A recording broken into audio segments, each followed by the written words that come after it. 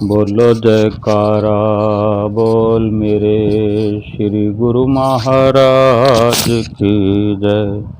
सभी गुरुमुख प्रेमियों से सप्रेम जय सच्चिदानंद। कितनी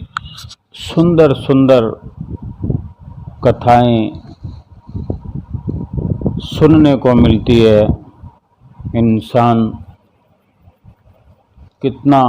समय लगाता है और जब सत्संग हो रहा होता है तो विचार करें कि सामने बैठे हुए संत महात्मा महापुरुष सत्संग सुना रहे होते हैं, किसी उदाहरण के साथ, किसी दृष्टांत के साथ, तब बहुत अच्छे से समझ में आ रहा होता है। और जिन पर भी संत महापुरुषों की, महात्मा जनों की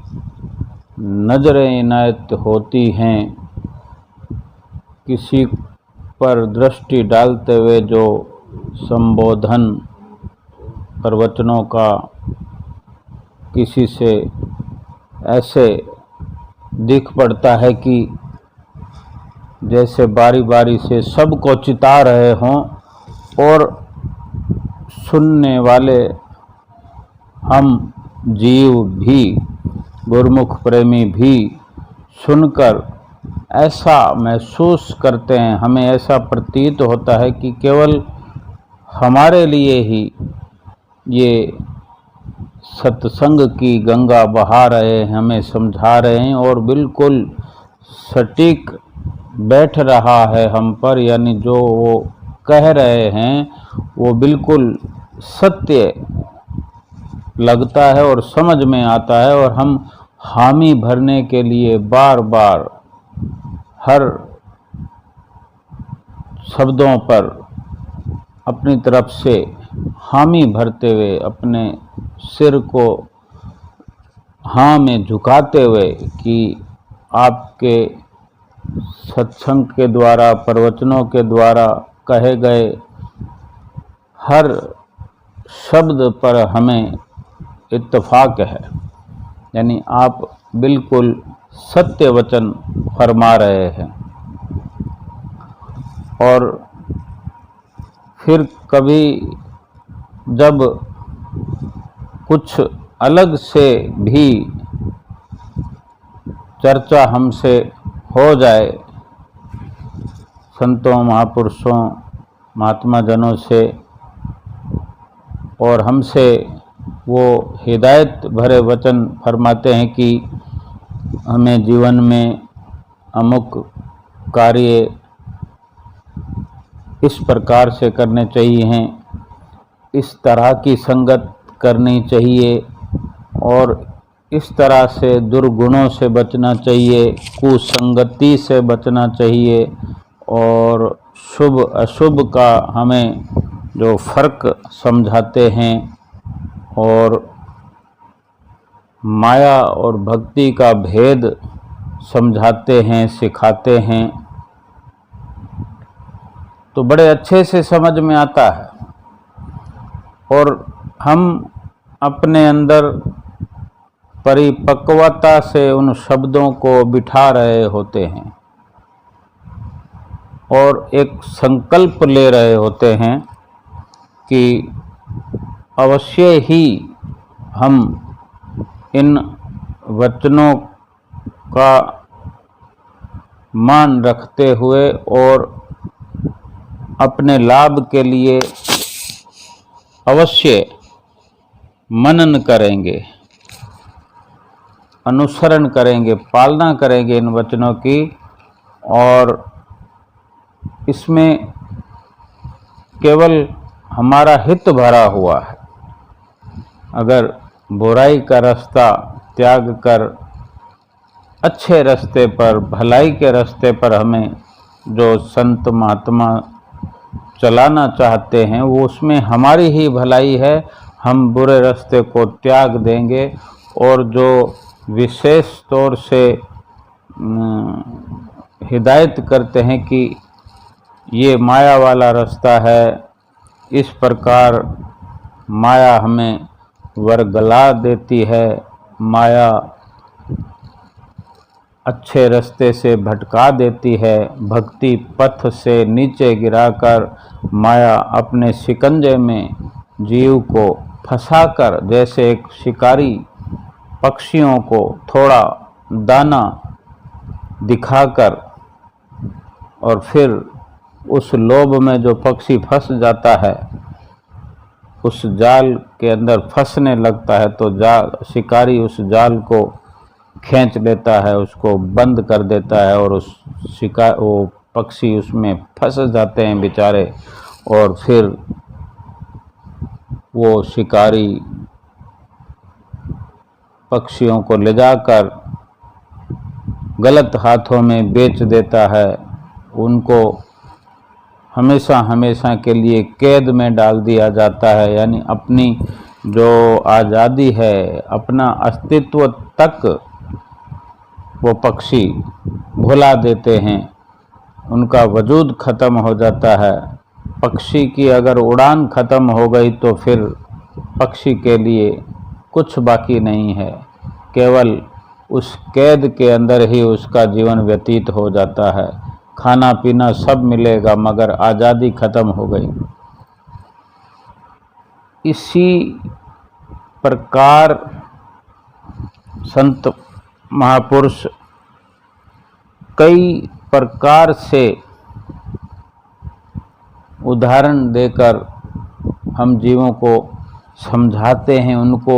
दया आती है, उनको ये दुख लगता है कि ये इंसान बेचारा भोला है,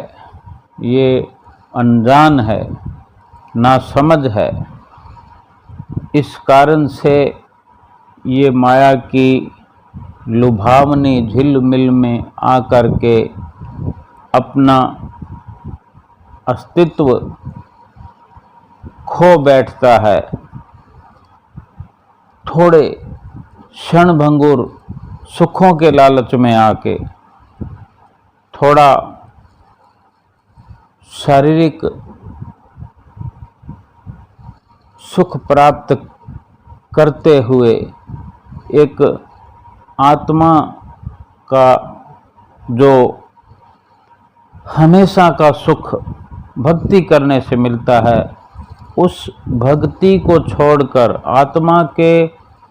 सुख को छोड़कर, आत्मा जो कैद में है, बंधन में है, उसको छुड़ाने वाला जो रास्ता संत महापुरुष बताते हैं, उस रास्ते का त्याग कर इस जीवात्मा को हमेशा हमेशा के लिए कैद में डालने का रास्ता चुन लेता है और माया की इस प्रकार जीत हो जाती है और ये जीव अपने वजूद को समाप्त कर देता है। फिर जन्म दर जन्म 84 लाख योनियों में ये जीवात्मा भटकती है और रोती कुरलाती है, जारो जार इसकी वेदना कभी ना समाप्त होने वाली। हर योनि में दुख ही दुख, अथाह दुखों को झेलते हुए जो हर श्वास लेती है, महापुरुषों को बड़ा दुख होता है, अफसोस होता है कि इसे समय रहते उस दुखों से, उस माया के चंगुल से बचाना चाहते हैं। इसको हमेशा हमेशा के लिए माया की कैद से, बंधन से आज़ाद करा के इसको अपना असली ठिकाना बताते हैं, वो अपने असली ठिकाने पर, अपने असली निज घर में पहुंचाना चाहते हैं, जो जीव को समझना जरूरी है। महापुरुषों के वचनों पर अमल करना जरूरी है। सुनने मात्र से, हाँ भरने मात्र से, संकल्प लेने मात्र से नहीं कुछ बनता, बल्कि उन वचनों पर बड़ी तीव्र गति से चलने से सफलता प्राप्त होती है। और महापुरुषों के इन वचनों का श्रवण करते हुए अवश्य रूप से उन पर अमल करना जरूरी है, तब लाभ होगा। एक दृष्टांत है कि एक शिकारी था, जो कि जिस प्रकार शिकारियों का कार्य होता है नित्य प्रति का, कि वो जहाँ भी पक्षी देखता, जिस पेड़ पर, जिस कहीं ऐसी दीवार पर कहीं अधिक पक्षी दिखाई देते, वहाँ आसपास ही अपना जाल बिछा देता और उस पर दाना डाल देता, और देखते ही देखते पक्षी वो एक एक करके, अगर एक दो पक्षी उस जाल पर चले जाते दाना चुगने, तो दो देखकर उनको बाकी सब पक्षी भी उनके पीछे चलते हुए एक के बाद एक सभी वहाँ पर मौजूद पक्षी उस जाल पर आ जाते और दाना चुगते हुए फंस जाते वो शिकारी के जाल में। तो वो अपना नित्य प्रति का कार्य करता था, अपना उसका जीवन निर्वाह यही था कि पक्षियों को जाल में फंसाकर फिर उनको बेच दिया करता था। तो एक बार एक महात्मा जी का गुजरान हुआ उस रास्ते पर, जहाँ तोते रंग बिरंगे एक पेड़ पर बैठे थे, और वहाँ क्या देखते हैं महात्मा जी कि उसी पेड़ के नीचे एक शिकारी आया और वहाँ पर उसने अपना जाल बिछा दिया और उस पर दाना बिखेर दिया। और क्या देखते हैं कि जब तोतों ने देखा कि नीचे कुछ दाना डाला जा रहा है, वो पक्षी मंद बुद्धि हैं, उनके अंदर इतनी समझ नहीं है, वो केवल ये देखते हैं कि हमारे लिए कोई दाना डाल रहा है, नहीं समझ पाते।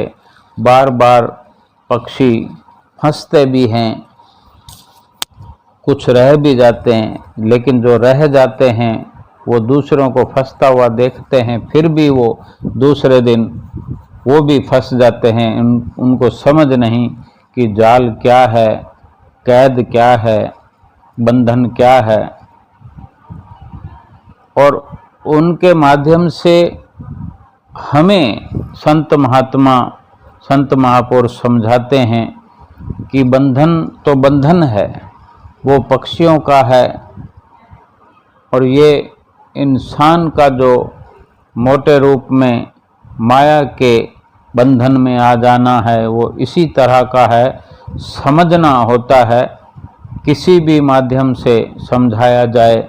अपने लाभ को समझना जरूरी है। तो शिकारी ने वो जाल कसा और तोते सब के सब फंस गए और शिकारी ले चला। फिर दूसरे दिन भी वही कार्य। तो एक दिन वो महात्मा जी शिकारी से पहले आकर, जो कि उनको दया आई, तो वहाँ आकर तोतों का कुछ ऐसा होता है कि उन्हें जो भाषा सिखाई जाती है वो सीख जाते हैं और वो बोलते हैं। महात्मा जी ने सिखाया तोतों को कि शिकारी आएगा, जाल बिछाएगा, दाना डालेगा, हमको फंसाएगा, हम नहीं फंसेंगे। इस तरह से कुछ देर तक पाठ पढ़ाया और आश्वस्त होकर छुपकर खड़ा हो गया, देखने लगा। और इसी प्रकार वो शिकारी आया, उसने जाल बिछाया और दाना डाला। अब वो तोते जो थे ऊपर बैठे हुए रट रहे थे, शिकारी आएगा, जाल बिछाएगा, हम दाना डालेगा, हमको फंसाएगा, हम नहीं फंसेंगे। शिकारी ने जो जाल बिछाया, तोते ये रट लगाते हुए उस जाल पर आ गए दाना चुगने के लिए। मुंह से रटा लगा रहे हैं कि शिकारी आएगा, जाल बिछाएगा, दाना डालेगा, हमको फंसाएगा, हम नहीं फंसेंगे। बोलते जाते हैं, एक एक करके आते जाते हैं, दाना चुगते जाते हैं और शिकारी तब तक जाल कस लेता है। उस कसे हुए जाल में कैद में आकर भी पंछी बोल रहे हैं, तोते बोल रहे हैं, शिकारी आएगा, जाल बिछाएगा, दाना डालेगा, हमको फंसाएगा, हम नहीं फंसेंगे, और लेकर चला जाता है शिकारी। महात्मा जी को ये देखकर बड़ा आश्चर्य होता है कि सब कुछ सिखाया और उन्होंने सीखा, तोतों ने सीखा भी, लेकिन वो सब सिखावट का, वो सब मंत्र सीखने का, उनको समझाने का और उनके समझने का उनको लाभ क्या हुआ? सब कुछ सीख कर भी उसका लाभ नहीं उठाया और उसी प्रकार कैद में, बंधन में चले आ रहे हैं। जीव का भी कुछ ऐसा ही हाल है कि संत महापुरुष जो समझाते हैं उस पर अमल करने का यही है कि अगर सिखाया जाता है कि माया के बंधन में नहीं आना है, तो माया क्या है, भक्ति क्या है, वो जब अलग अलग करके दिखा दिया जाता है, फिर भक्ति वाले रास्ते पर चलकर माया का जो आकर्षण है वो खत्म करना है। माया की झिलमिल के लिए भक्ति का त्याग देना। कई बार हम देखते हैं कि घर में कोई कार्य अचानक कोई ऐसा हो जाए और हम कहीं सत्संग पे जा रहे हैं, आश्रम पे जा रहे हैं, या हमारे घर में ही श्री आरती का समय हो रहा है, या कभी दरबार में जा रहे हो, कोई उस प्रकार का कार्य हो जाए जो कहीं माया से जुड़ता है या मायावी संसार से जुड़ता है, कहीं जाना पड़ जाता है, कहीं अचानक शादी में जाना है या कोई कमाई का विषय है, कोई त्याग करना पड़ता है, तो हम वो सब त्याग नहीं करते हैं। आनंदपुर जाने का टिकट कैंसिल करा देते हैं, कुटिया आश्रम पे जा रहे हैं तो वो अपना स्थगित कर देते हैं सत्संग का प्रोग्राम। घर में श्री आरती पूजा का कार्य हो तो उसको कैंसिल तक कर देते हैं और मेहमानों के साथ उनका जो आव भगत करना होता है उसमें लग जाते हैं। यानी ये विचार करना पड़ेगा कि ये सब माया है। जो भक्ति से गिराती है वो माया है, जो भक्ति से भटकाती है वो माया है। जो संतों महापुरुषों की चरण शरण से दूर करे। हम अपने अंदर देख सकते हैं, विचार सकते हैं कि हम क्या खो रहे हैं और क्या प्राप्त कर रहे हैं। श्वास लगातार खो रहे हैं, उम्र को लगातार खो रहे हैं, प्राप्त क्या कर रहे हैं? महल माड़ियाँ, धन दौलत, पदार्थ, रिश्ते नाते, बहुत आडंबर बढ़ते जा रहे हैं। घर के अंदर सबसे पहले घर होता है, केवल घर होता है, उसके अंदर देखते देखते कुछ सालों के अंदर इतना साजो सामान बढ़ जाता है, उसको उसकी झिलमिल का आकर्षण इतना है कि वो समाप्ति नहीं होता, उसको बढ़ाते रहते हैं, उसी के लिए रात और दिन लगे रहते हैं। लेकिन हमारी जो संतों महापुरुषों की जो सीख है हमें कि ये सब अपनी जगह ठीक है, सब कुछ यूज करो, काम में लाओ, उपयोग में लाओ, लेकिन उनका आकर्षण अपनी चित्त वृत्तियों में नहीं होना चाहिए।